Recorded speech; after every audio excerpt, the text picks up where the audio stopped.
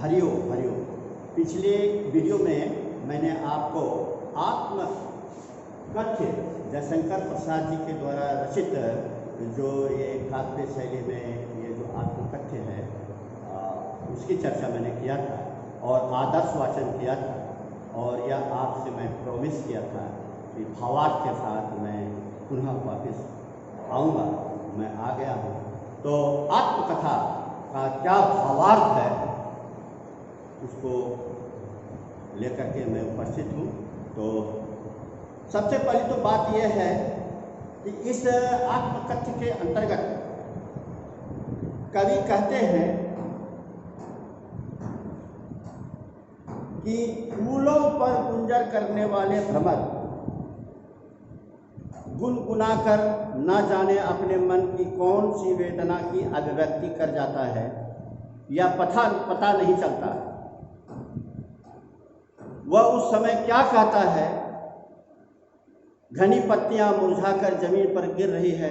तात्पर्य यह है कि यह विश्व सराहनीय है, अतः व्यक्ति की वेदना का कहीं अंत नहीं।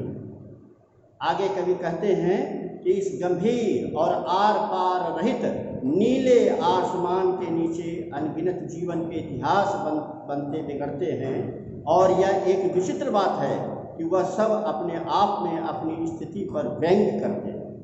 अर्थात जीवन की अनेक रेखाएं अपने अस्तित्व पर स्वयं हंसती रहती हैं। इस पर भी तुम कहते हो कि मैं अपनी दुर्बलता को कह डालूं, मैं अपने ऊपर जीतने वाली व्यथा को सुना दूं। मेरी जीवन रूपी गागर तो खाली है, अतः तुम शायद मेरी कथा सुनकर कुछ सब पाओगे, इसमें मुझे संदेह है। कभी आगे कहते हैं कि हे प्रिय, कहीं ऐसा न हो कि तुम ही मेरी गागर को खाली करने वाले हो। तुम मेरे जीवन रूपी गागर से रस लेकर अपनी गागर भरने वाले हो। अतः जब तुम मुझे खाली करके स्वयं को भरते हो तो तुम मुझे कैसे भरोगे। कवि कहते हैं कि यह जीवन एक छलावा है। सबसे बड़ा आश्चर्यजनक छल तो यह है कि मैं अपनी सरलता की हंसी उड़ाऊं, मैं दूसरों की प्रवंचनाओं और भूलों को दूसरों को दिखाऊं। मैं अपने जीवन में अपने आने वाली प्रवंचना को याद करके मैं उन मधुर चांदनी रातों की उज्जवल गाथा को कैसे गाऊं जो जीवन में कभी आई थी। मैं उन रातों की बातों को कैसे बताऊं जिनमें हम खिलखिलाकर हंसते थे। अर्थात दुख के समय सुख को याद करना अपने ऊपर हंसने के समान है। कवि इस आत्मकथ्य के माध्यम से आगे कहते हैं कि मुझे वह सुख नहीं मिला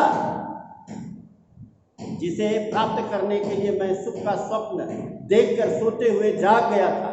वह सुख ऐसा था जो मेरे आलिंगन में आते आते मुस्कुराकर भाग गया, अर्थात मैं उसे पकड़ नहीं सकता। कवि स्मरण करते हैं कि उनकी प्रेयसी के लाल लाल गालों की सुंदर मतवाली छाया में अनुरागी उषा भी अपना सुहाग देखती थी। अर्थात जिसके गालों की लालिमा ने मानो उषा की लालिमा और भी मधुर रूप धारण कर लेती थी। कवि कहते हैं कि आज के जीवन में उन क्षणों की स्मृति ही जीवन के संबल है। तुम मेरे जीवन की कथा की परतें खोलकर भला क्या पाओगे। कभी अपने जीवन को अत्यंत छोटा बताकर उसकी कहानी नहीं सुनाना चाहते।